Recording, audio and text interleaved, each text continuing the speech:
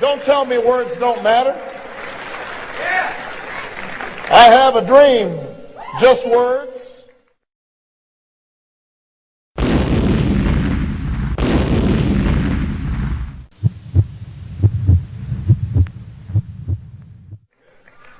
We hold these truths to be self-evident, that all men are created equal, just words.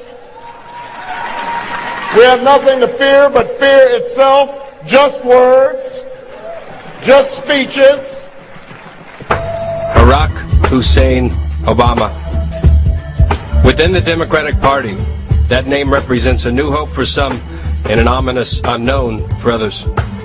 Obama, the audacity. A junior senator who aspires to lead the most powerful nation in the world.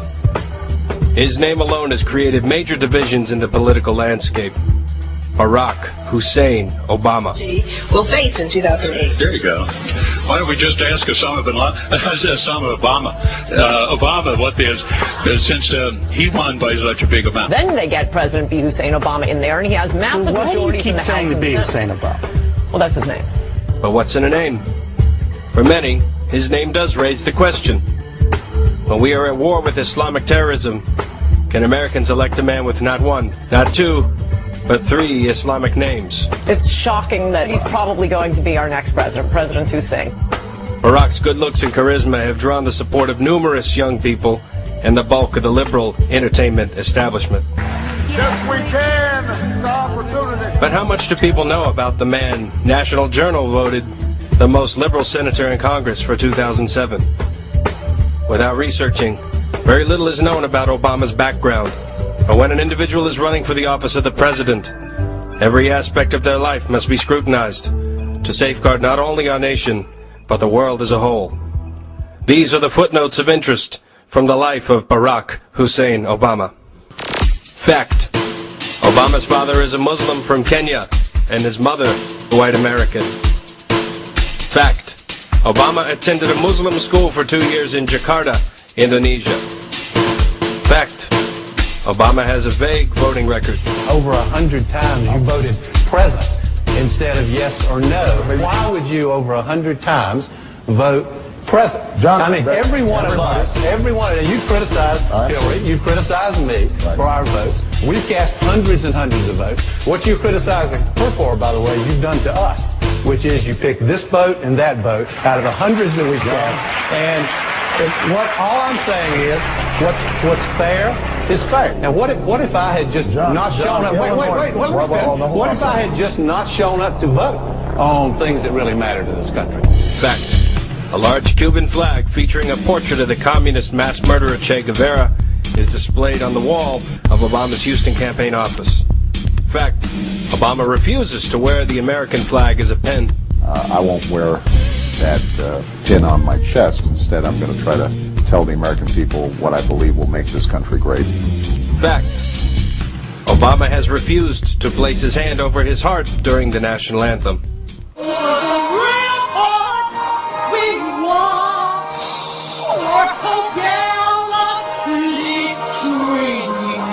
Fact: Obama has attended Chicago's United Trinity Church of Christ for over 20 years. This pastor has been Reverend Jeremiah Wright, the man who performed the Obama's marriage ceremony, and the man Obama credits for the title of his book, The Audacity of Hope. I don't think that my church is actually particularly controversial. Fact: Obama's wife Michelle implied that she hadn't been proud of her country until Barack started leading in the race. First time in my adult life, I am proud of my country because it feels like hope is finally making a comeback. For the first time in my adult life, I am proud of my country. The pastor of Obama's church, Reverend Jeremiah Wright, was described by Obama as his spiritual mentor. Spiritual mentor is no small title. If Obama aspires to become the President of the United States, then isn't it fair to ask what he has been learning from this mentor for over 20 years? Who Barack knows what it means to be a black man living in a country and a culture that is controlled by rich white people. The government lied about inventing the HIV virus as a means of genocide against people of color, passes a 3-strike law, and then wants us to sing God Bless America. No, no, no. Not God Bless America. God damn America. Uh-oh. Yikes.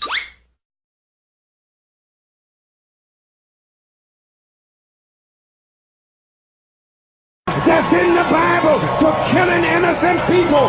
God damn America. Oh, no. For treating us citizens as less than human. God damn America. Okay.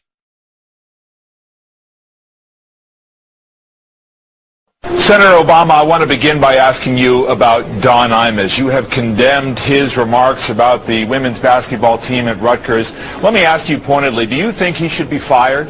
I don't think MSNBC should be carrying the kinds of hateful remarks that Imus uttered the other day. And, you know, he has a track record of making those kinds of remarks. So he should be off the air, off of MSNBC and off of CBS, off the air completely in your judgment? Ultimately, you guys are going to have to make that view.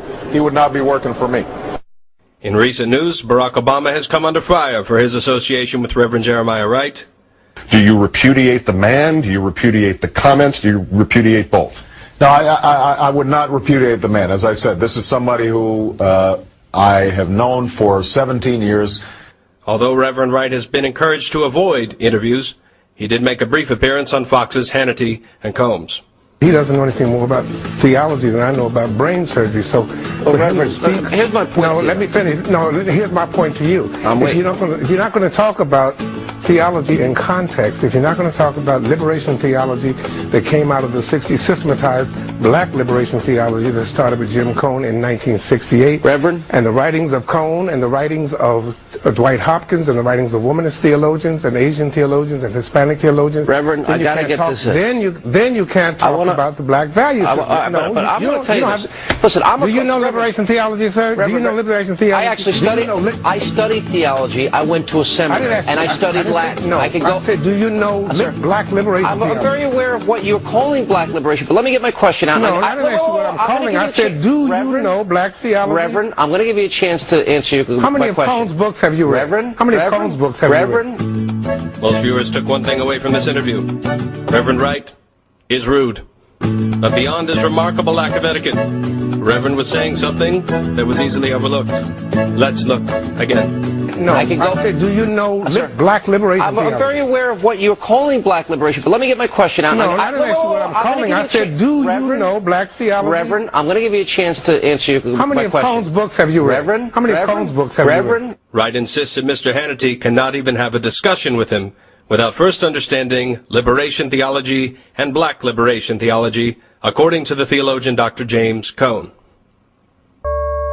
Liberation theology exploded onto the Central American political landscape as a Marxist strategy for undermining the teachings of legitimate Catholicism in hopes of expanding government control. Pope John Paul condemned the humanist doctrine, which had produced numerous socialist revolutionaries throughout the region. Communist mass murderer Che Guevara was even portrayed as a Christ type in liberation propaganda. Here we find our first connection to Obama. Historically, Marxism has always expanded government control, with programs like nationalized healthcare, gun control, and welfare, all of which are part of the Democratic Party's platform. And again, Che Guevara appears in Obama's campaign. Black liberation theology is an extension of the Marxist liberation theology that exclusively speaks to a negative African-American experience.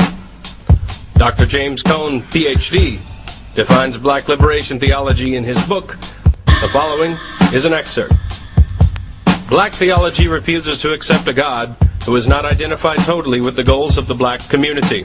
If God is not for us and against white people, then he is a murderer, and we had better kill him. The task of black theology is to kill gods who do not belong to the black community. Black theology will accept only the love of God which participates in the destruction of the white enemy. What we need is the divine love as expressed in black power, which is the power of black people to destroy their oppressors here and now by any means at their disposal. Unless God is participating in this holy activity, we must reject his love.